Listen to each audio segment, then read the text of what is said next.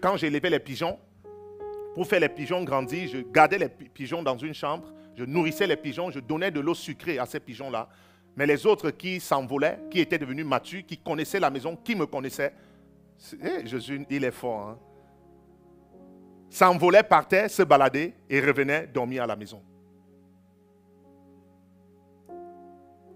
Mais si tu amenais par exemple un pigeon, tu accouplais un pigeon qui était un étranger avec ton pigeon, cet étranger pouvait ramener ton pigeon ailleurs. Je ne sais pas si vous comprenez. Mais si ce pigeon qui est étranger trouve ton pigeon qui est fidèle à toi, l'étranger va rester avec toi. Donc parfois la croissance de l'église aussi, c'est parfois il y a des gens qui peuvent se mettre derrière les infidèles et ça empêche la croissance de l'église.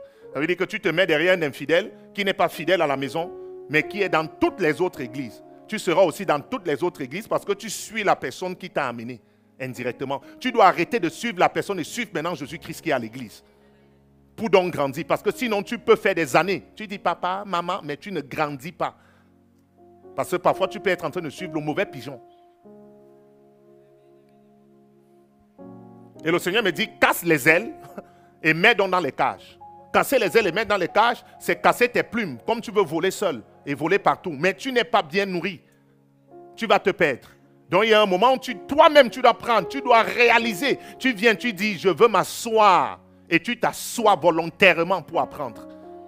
Et tu cesses d'aller ça et là. Et le Seigneur te nourrit maintenant et tu deviens très fort. Quand tu te mets à t'envoler, tu vas donner la bonne nouvelle et tu reviens chez toi. Tu ne vas pas ça et là. Tu n'es pas perdu. J'avais un pigeon que j'aimais. J'avais pris ça chez ma mère, où elle travaillait. J'ai donné un nom. Élise, je l'aimais beaucoup. Elle m'a quitté. Oh, Élise. Je me rappelle jusqu'à aujourd'hui. J'avais dans les 13 ans. J'aimais Élise. J'étais allé prendre Élise vers la poste. Je suis venu avec elle, n'avait pas les ailes. Donc j'ai traversé plusieurs quartiers avec Élise. Je suis arrivé au quartier Mokolo à Yaoundé. Oh, Élise. J'ai nourri Élise. Élise a commencé à grandir. Élise était le seul pigeon qui mangeait dans mes mains. J'ai fait... Ça fait ta ta ta ta ta ta ta. Ça vient dans mes mains. J'ai dit, oh, est-ce que vous avez vu? Oh, Élise. Élise n'avait pas peur de moi comme les autres pigeons. Parce que, oh, Élise. Élise a pris les ailes. J'ai pris un gros pigeon parce que Élise avait la force. C'est ça, calculer la dépense. Tu me donnes quelques minutes. Élise était costaud. Donc il fallait un mâle costaud. Est-ce qu'on est ici? Il fallait un mâle comment? Costaud. Donc quand Élise regardait comme ça, elle regardait les autres pigeons. Elle m'aime bien. Mais quand elle regarde, tous les mâles sont jeunes. Elle me regarde, elle dit je t'aime. Elle allait en face du quartier. Elle part là-bas. De temps en temps, je voyais Élise revenir avec un mâle costaud. Et j'avais un mâle que j'étais en train d'élever. Il était costaud, mais on l'avait frappé. Donc il avait une blessure, ça devait cicatriser. Quand il voulait partir avec Élise, il tombe. Élise a dit, je ne veux pas partir avec quelqu'un qui ne vole pas. Tu es costaud, mais je ne veux pas rester là toujours au sol.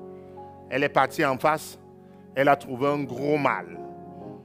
Élise est partie première fois. Ils sont revenus ensemble. J'ai dit, qui est entré dans la vie d'Élise? Moi, je te préparais quelqu'un ici. Est-ce que quelqu'un est en train de recevoir la parole? Je te préparais quelqu'un ici. Tu sors d'où? Elle arrive, elle atterrit. Et il se regarde et elle entre. J'ai dit, d'accord, elle est rentrée. Prochaine fois, Élise repart. Et il revient le soir. Il vient l'accompagner. Élise retourne. Elle entre. Troisième fois. Ils sont revenus, ils sont mis sur la toiture d'en face où j'habitais. Et ils me regardaient comme ça. Et Élise me regardait. J'ai dit, Élise.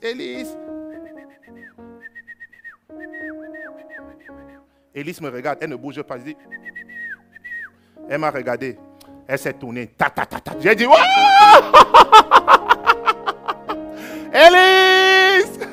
Élise! Dis, voisin, es-tu un Élise? Une Élise? Il y a des chrétiens comme ça, les chrétiens Élise. Il faut casser les ailes. Quelqu'un est en train de recevoir la grâce de la multiplication. Est-ce que quelqu'un ici?